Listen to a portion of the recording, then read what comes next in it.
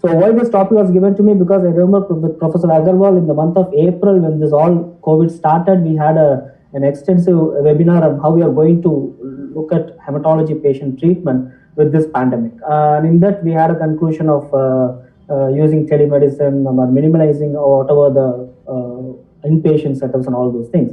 But fortunately, unfortunately, our hospital, which is this Miyot International, somehow we are one of the early birds to take up COVID, as Tamil Nadu was having more and more cases, even now I should say, but at least in the early part of the COVID pandemic. So this was a dedicated block. So we started having a lot of not only COVID patients, lot of patients with malignancy and COVID getting admitted in our hospital. And to date, as on date, our discharges stands at around 6,300 patients. So with that minimal in whatever the real world data what I got and also the data from Europe and America to share about CLL, I will carry on with this lecture. So the agenda is going to be how we are going to look at CLL management. Lot of things, lot of new molecules. The therapy is about achieving a cure rather than a control now.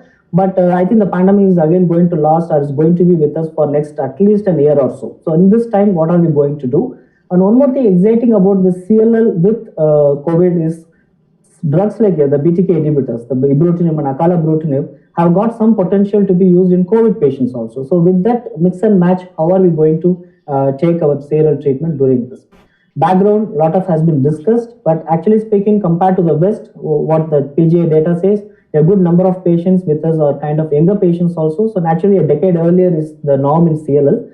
So how it actually is important is, when you look at the CLL and COVID data from the West, it is really kind of very scary and it just looks like don't treat anybody. It just looks that way. That's the amount of mortality the West is reporting. But actually, I don't think that is the same thing which is going to extrapolate in our setup because most of our patients, yes, they are relatively on a lesser age or a younger age for that matter with CLL. So I'm not, though I will discuss the data, but I think with at least with our experience, we are not seeing that much of a problem in treating patients during this pandemic also. And one more thing, naturally, though our patients may be relatively young with CLL, but unfortunately, India being again the diabetic capital or hypertensive capital of the world, most of our 60s are going to be a decade. The fitness wise, they are going to be a decade later compared to the Western population. So naturally, CLL for that matter, without doing anything or even with all the treatments, let it be anti-CD20 or let it be the chemoimmunotherapy or even chlorambucil for that matter, they are all kind of cytotoxic drugs which are going to lower the immunity. So with all this in the background, especially the patients who are on maintenance, lot of rituximab over the years, we have seen TB reactivation, the lung getting affected. We have seen even PCP pneumonias when the patients are going to have long-running rituximab. So with all this lung damage, what are we going to do when this patient gets COVID, or what are we going to do to prevent COVID in these patients for that matter?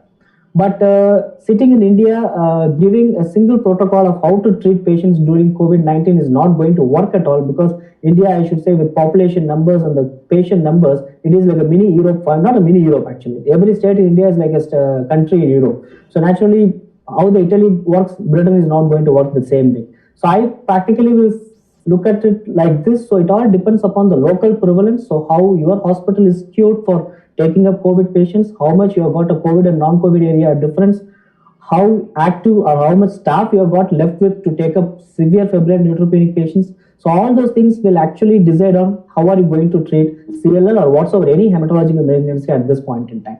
So this is what I will kind of vaguely put on a scale. Initially, in the first 2 months, it was all fear and avoidance. Actually, avoidance from the medical side as well as from the patient side. Many times the patients are kind of getting lost to follow. They're very fearing to even come to the hospitals to get treated. Inpatients numbers are kind of really going down. And CLL is one disease. There is nothing to, many a times, I can't say in every patient, at least in 90% of patients, we have got some time with us. This is not like an ALL or AML where I'm kind of running against time and I have to do something to the patient immediately.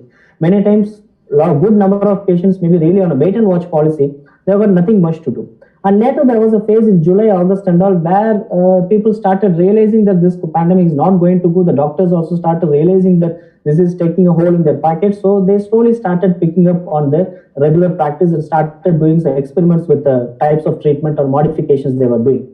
But that phase was also acceptable. But now this phase, at this point when India is kind of unlocking, that is the most dangerous phase, I suppose, because people have kind of got into a mental fatigue or they are in an overconfidence thing. So it's very much possible that in the coming days, we may be seeing more and more of our patients who may be exposed to COVID-19 and coming and getting admitted with COVID-19. So with this agenda, this is going to be, if you really ask me what needs to be done at this point, first and foremost thing, as for example, this webinar is happening through a virtual platform. Similarly, the government of India has given a lot of leniencies on the telemedicine part of it. So I think telemedicine is one thing, especially for CLL kind of, or CML or CLL or very chronic patients, and that is a boon, I suppose. I think it's very much possible. We have to actively kind of ask these patients to get on with the teleconsultation. If at all needed, just make a triage at that point. What tests they need, if tests can be done locally, do they really need to visit a hospital? If possible, in my personal view, it's better almost always for this patient to avoid visiting hospitals. If your hospital is in a high prevalence area and you are not that much happy to take inpatients at this point in time. But one more thing is, yes, the patients maybe who are in remission, they tend to just behave in a quite a normal way like any other normal person. Just we should be doing a proper counseling to them, saying that this CLL, whatever said and done, it's a disease of the immune system, and our immunity may not be that great compared to the other people. So that patient counseling becomes a major part, which can very well be done by a telemedicine.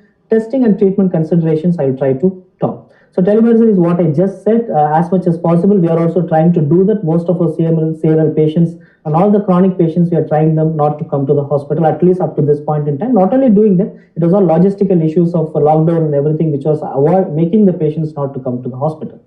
But coming to CL as such, the problem is, if you really look at the COVID, who are all the COVID patients who are going to really do bad?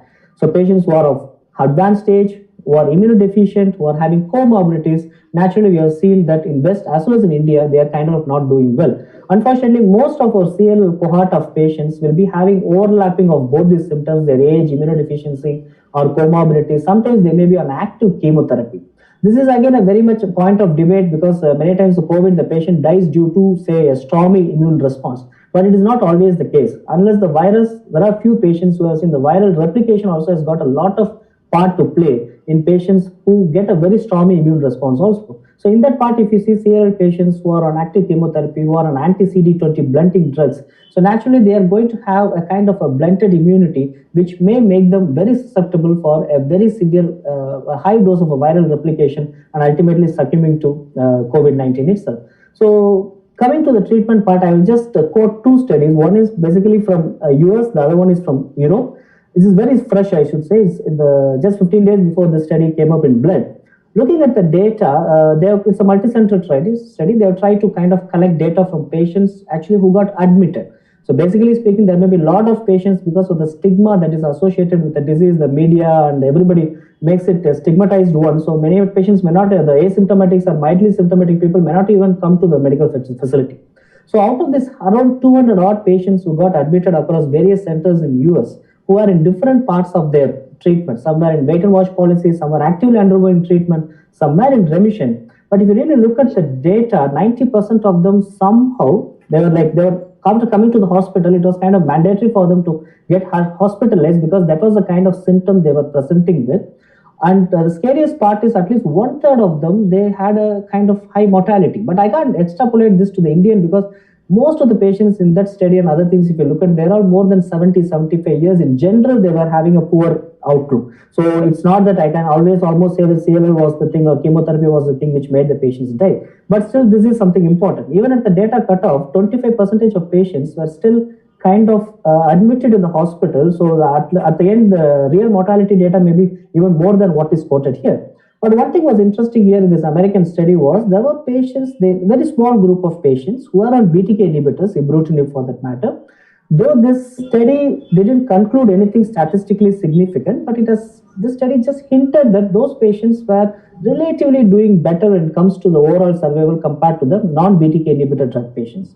But they never said that they never, ultimately they concluded that this is not going to have any effect. But still, if I just come to the European study, the European Council, most of these patients have been, the study data is from Italy. There are around 40 centers or something which collected data in Italy, especially the Lombardy area of Italy, the northern Italy, where the COVID was really striking very hard, and the mortality rates really frightened everybody, including people in India. Here also, the study was saying that at least around 30% of people, they lost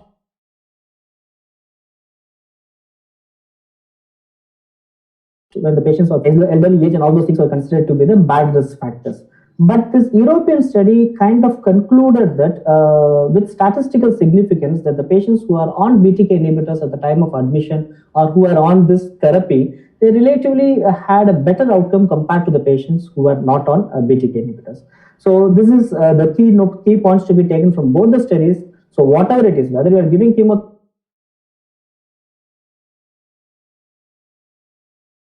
or having a wait and watch policy on to COVID-19, at least we are going to lose 1/3 of them. But this may not be the real world data. This is actually the hospitalized patients' data. So in India, because we are also kind of continuously giving our data to the ASH collaborative research, I even urge all of the people who are doing to get on your data here today. Out of this ASH collaborative data collection, data summary, I'm able to see around some 70 patients across the world who have been entered into this, and 12 patients have died in this 70, which may be a real world experience of CLL, and 3 patients it is unknown. Even if I take them to be kind of no more, it's around 20% death risk, which is kind of quite high when it comes to the other malignancies or general COVID mortality for that matter. So that's really scary. But if you really look at do a postmortem of these studies, the things which are really important are older age, naturally, and when the patients are on active treatment or they have just completed treatment within the past 12 months, on a comparative scale, they have kind of developed severe COVID-19 and they have not done that well compared to the patients on the other end. Apart from it, the type of therapies, even ibrutinib for that matter, with a smaller cohort, whatever you have got, we can't just say that start everybody on ibrutinib, CLL is going to go away. We can't say that at this point in time. But still, there is a very small hint in these studies that carrying on with ibrutinib may have a positive effect on COVID-19 outcomes. So this is what the remission status is important. If the patient is on complete remission, it's almost always better. But when the patient is on some kind of a therapy, especially with all the comorbidities, I think we are kind of having some nasty business out here with COVID-19. And coming to how... Sure, time is up. Yes, sir. Yes, sir. I'm just done. Yes, sir. So finally, if I want to just say, there are only 4 questions to answer. Is there any specific group of patients who are going to do bad or having a higher risk in COVID-19? Nothing of that sort. Who are on treatment are really bad. Do you want to really change your approach initiating therapy? It all depends on the local factors, how much prevalence is there in your area. Do you want to get on with IVIG as a prophylaxis? It won't prevent COVID-19, but I think if it is not a problem for the patient to get admitted in a hospital for IVIG, nothing wrong in continuing. And if you want to start on chemotherapy, yes, ibrutinib, let it continue. If other chemotherapies, admit the patient, let the patient come out of COVID-19. Then after 6 to 8 weeks, restart therapy. So what we are actually doing from July, what we are doing is actually standard of care. But one thing I can say, what has changed in our setup is our threshold for ibrutinib has really come down. Initially, it was very choosy we were. Now, with the COVID in the backbone, somehow we are kind of making our own data with ibrutinib with a lower prevalence. So thank you very much for the opportunity, sir. Any questions I can take up now?